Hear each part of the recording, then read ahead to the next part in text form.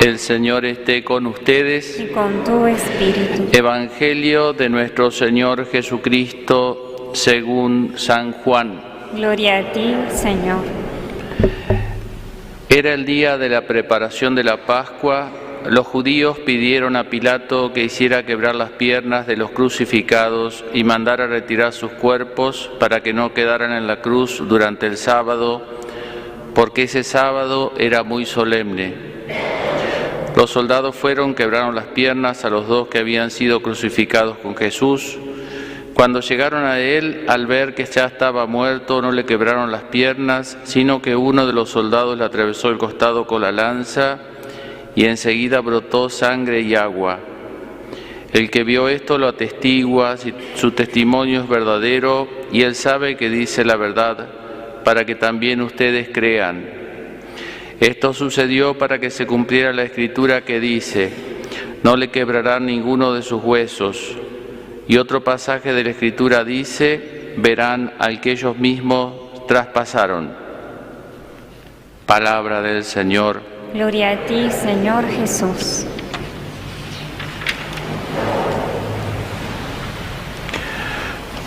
Muy bien, queridos hermanos, este es el último día de la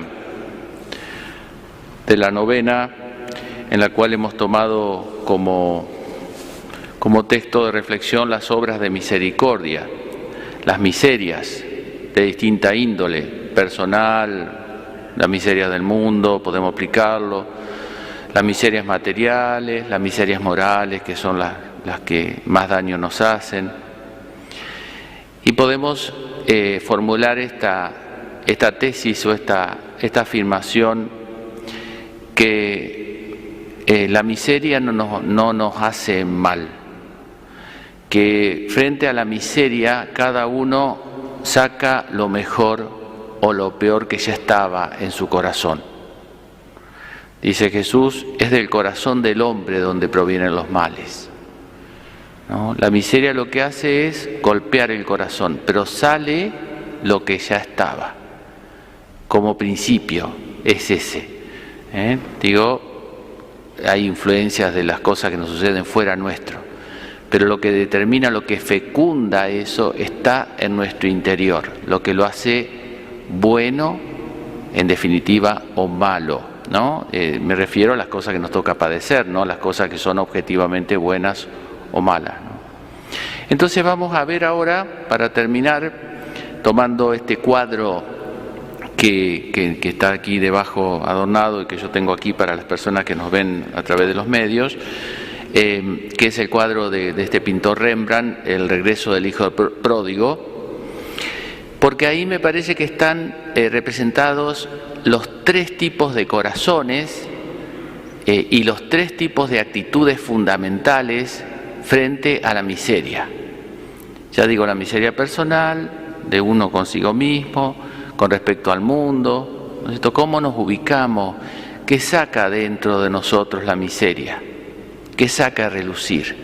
¿No? Porque hay mucha miseria, y eso que saca a relucir, que uno tiende a echar la culpa a la miseria, eso ya estaba, es como el volcán, ¿vieron? La lava sale de dentro, ¿no? Bueno, tenemos aquí fundamentalmente en el cuadro pintados los tres personajes de la parábola.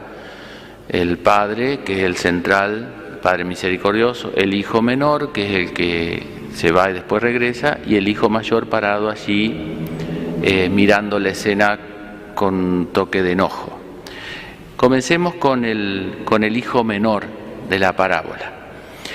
El Hijo menor de la parábola es el corazón contrito. Contrito significa triturado, ¿no?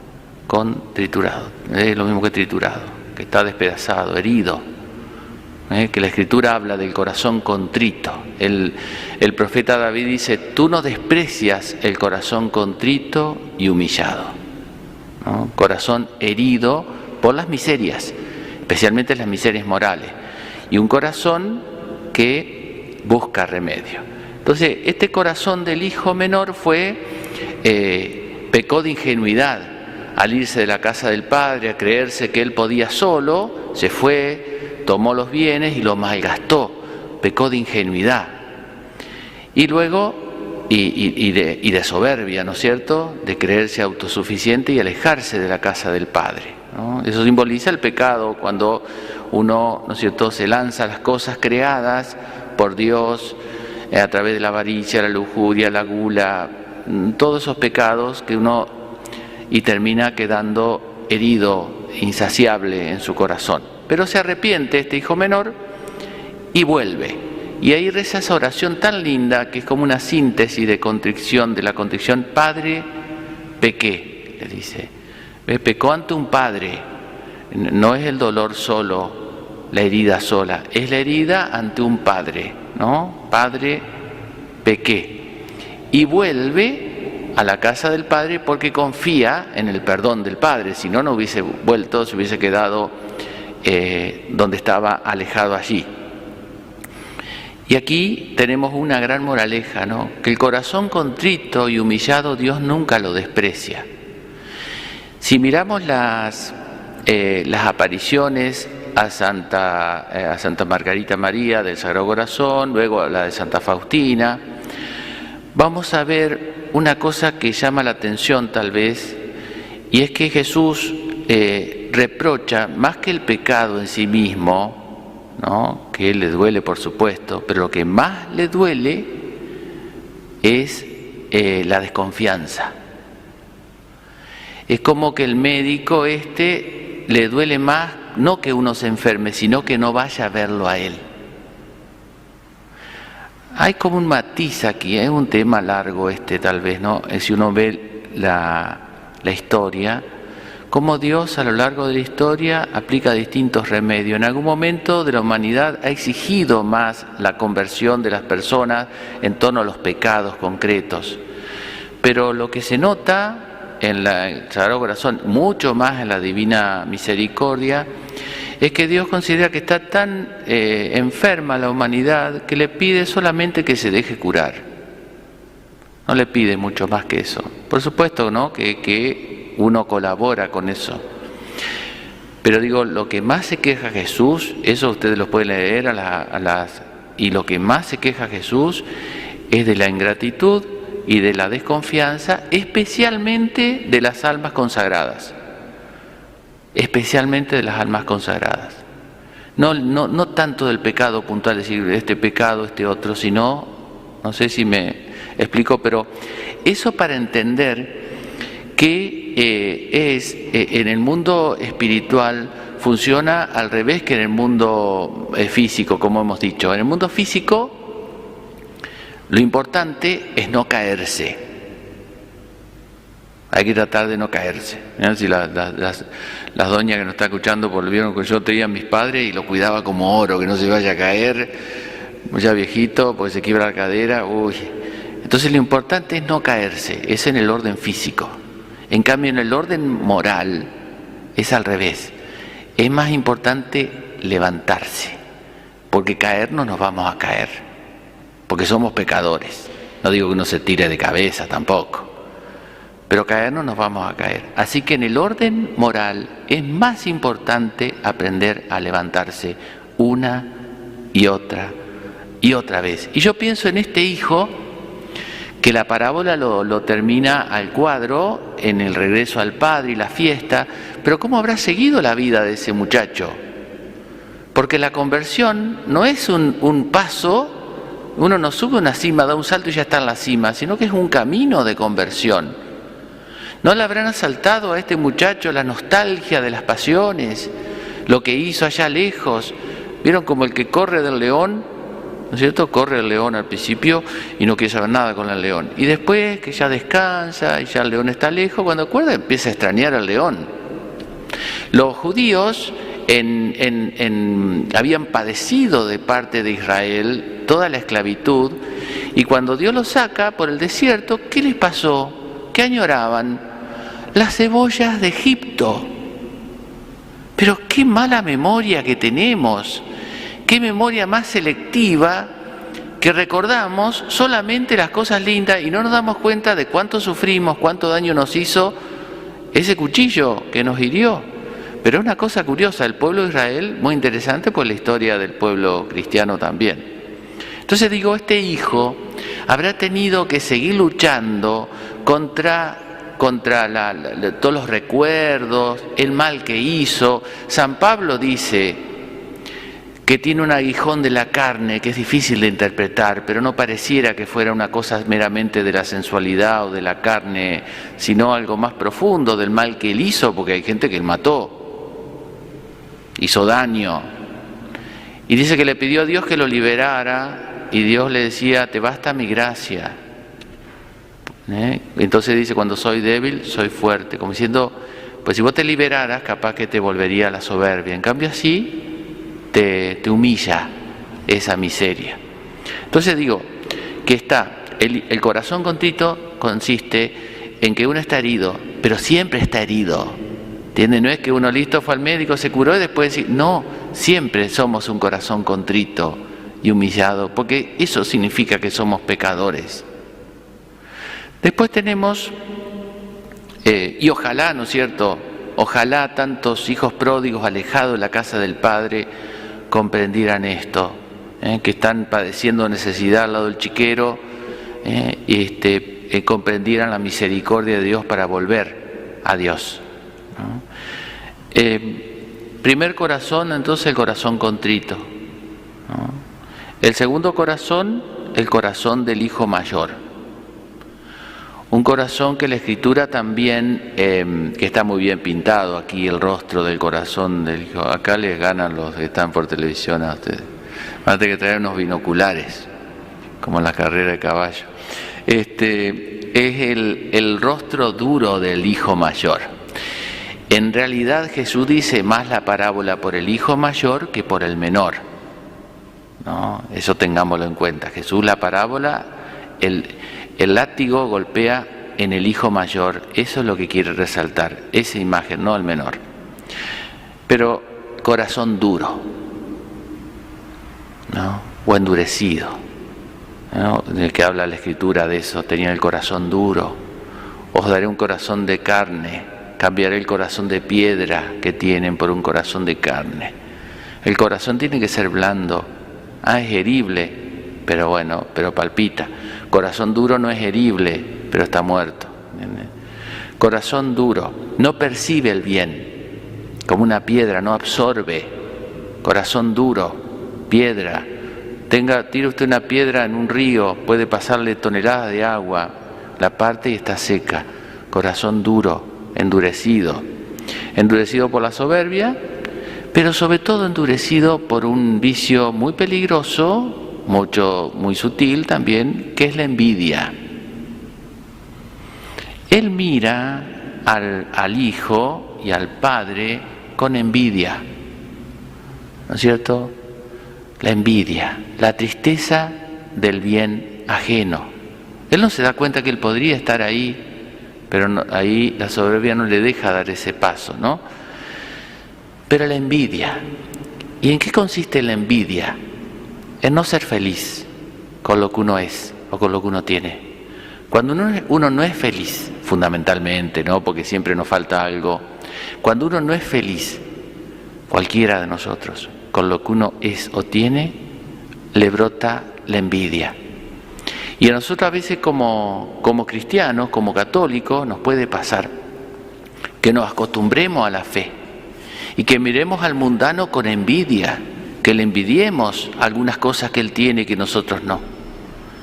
Y juzguemos con dureza al mundano cuando en realidad lo que nos mueve no es condenar ese pecado, sino una oculta envidia.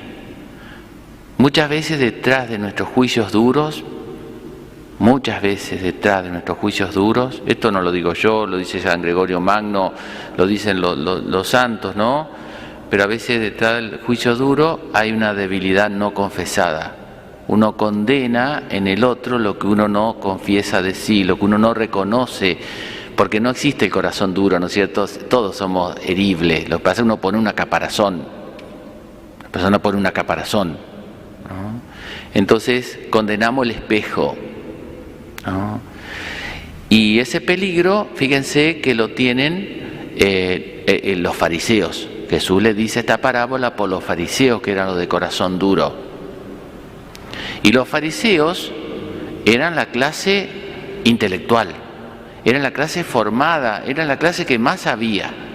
Por eso, para los que más sabemos es muy peligroso, porque podemos llegar a intelectualizar la fe de tal manera que después hacemos un castillo de la vida espiritual acá arriba y nuestra vida es una pobre vida como la de cualquier...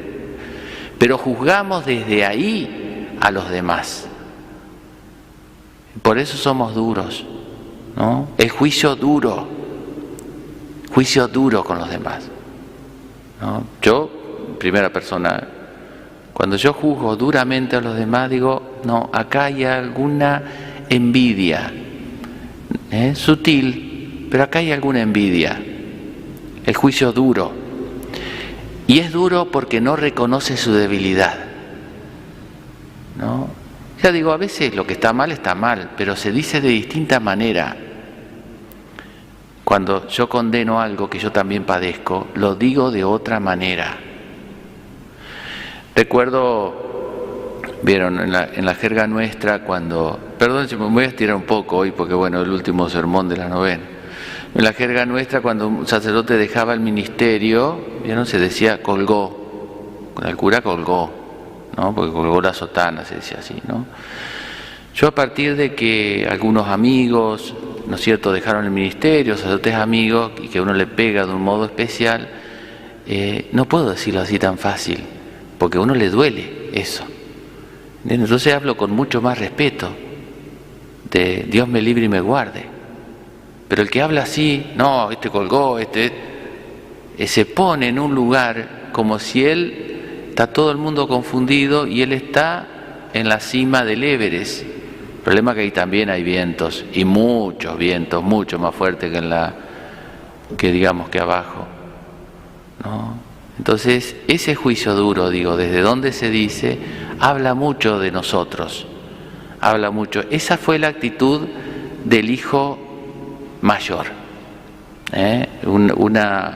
juicio duro porque no reconoce, porque había puesto una caparazón. Un capítulo aparte, pero está sonando un celular por ahí, el fantasma de la sacristana que está acá. Un capítulo aparte es en la historia de la Iglesia los movimientos rigoristas. Uno de ellos, movimientos duros, de ellos fue el jansenismo. El jansenismo fue justamente un movimiento duro, rigorista, en época justamente la aparición a Santa Margarita María viene a remediar ese problema, y ellos lo veían a esto como una cosa media floja, sentimental, el corazón, porque eran duros. Es interesante leer en la historia, ¿no? Porque con matices y todo eso, pero los distintos errores y herejías a veces son tentaciones siempre latentes. En la Iglesia son esos, Esos movimientos duros no se dan en el mundano. Por el mundano no le importa, eso se dan entre nosotros. El fariseísmo es un mal de la religión, es un parásito que se genera en este ámbito. No en otro, no afuera. Bueno, afuera tiene otro formato, pero acá es donde tiene el formato más clásico, ¿no? Bueno, y por último tenemos el padre de la parábola, que es el central, que es el corazón misericordioso. Tenemos el corazón contrito, el corazón duro y el corazón misericordioso del Padre, que es el corazón de Jesús, herido, misericordioso. Fíjense que la misericordia de Dios no es ingenuidad. Algunos pretenden, ¿no?, que hay que ser en la Iglesia misericordioso, lo que está mal está bien, no hay problema, no pasa nada. No es así, no es impunidad la misericordia. Fíjese que el padre le dice al hijo mayor, tu hermano estaba muerto y ha vuelto a la vida. Por eso festeja. No es que le dice, cuando el otro se le queja, no es que le dice, no, tu hermano no hizo nada, una picardía. No, es grave lo que hizo.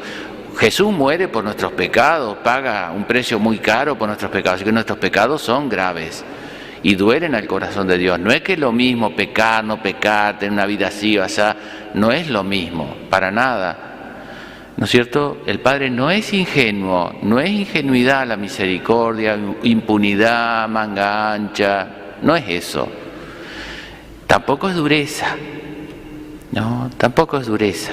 Y tal vez la explicación de cómo es la misericordia, lo más parecido a la misericordia de Dios, la podemos entender en las manos del Padre. De nuevo van a necesitar acá unos binoculares. En las manos del Padre, que tiene una mano de mujer y una mano de varón. Una mano más ruda y una mano más delicada. Eso el autor evidentemente habrá querido simbolizar la maternidad y la paternidad de Dios. Por eso no es duro. Una madre no es dura con su hijo, ¿no es cierto? ¿Por qué? Porque es su hijo, porque lo ama. Es muy simple. Cuando uno ama al que porta la miseria, lo trata de otra manera. No ama la miseria, pero ama al que porta la miseria. Ahora, cuando uno no ama al que porta la miseria, es el hijo mayor. Juzga la miseria con total dureza en abstracto, sin olvidándose del recipiente que la porta y que hay que salvar. Por eso las manos. Y recordaban la primera lectura, así habla el Señor, dice Oseas: cuando Israel era niño yo lo amé, y de Egipto llamé a mi hijo. Yo lo atraía con lazos humanos, con ataduras de amor. Era para ellos como lo que alzan a una criatura contra sus mejillas. Mi corazón se subleva contra mí y se enciende toda mi ternura. No daré libre curso al ardor de mi ira. ¿Ven? ¿Por qué no estalla la ira de Dios? La ira nuestra, sí, vieron, nosotros enseguida buscamos que Dios castiga acá, porque es nuestra ira. Si Dios castigara el mundo, no existiría más el mundo. No existiría nada, ni el demonio existiría. ¿Por qué no castiga el mundo? Porque nos ama a nosotros, que estamos en el mundo, ¿no es cierto? Bueno, ahí está el misterio de la misericordia del Padre, que se alegra por el regreso del Hijo. Yo soy el hijo menor. Nosotros somos el hijo menor. Cada vez que nos alejamos de Dios, cada vez que pecamos, cada vez que la miseria nos hace caer, cada vez que nos levantamos y volvemos a Dios. Yo soy el hijo mayor. Nosotros somos el hijo mayor. Cada vez que nos volvemos duros con nuestros hermanos y que juzgamos duramente las actitudes de los demás en lugar de alegrarnos o de ayudarnos, ¿no es cierto? Yo soy el padre también de la parábola. Ustedes también, a eso estamos llamados. Yo antes pensaba, cuando veía este cuadro, que este era el fin, decir, bueno, yo como hijo menor volver a las manos del Padre, o como hijo mayor convertirme. Pero después me di cuenta que no, que el proceso de conversión no termina en el regreso del hijo menor, ni en la conversión del hijo mayor, que no sé cómo habrá seguido la historia, sino que el hijo menor y el hijo mayor están llamados, y nosotros, a ser el Padre de la parábola, el Padre misericordioso de la parábola. ¿Y cómo nos convertimos en el Padre? Y haciendo obras de misericordia, con nuestras obras, más que con nuestros conocimientos, con nuestras obras, haciendo obras de misericordia por los demás y dándonos cuenta de todas las obras de misericordia que hacen los demás con nosotros, especialmente que hace Dios con nosotros. Que la Virgen nos conceda esa gracia.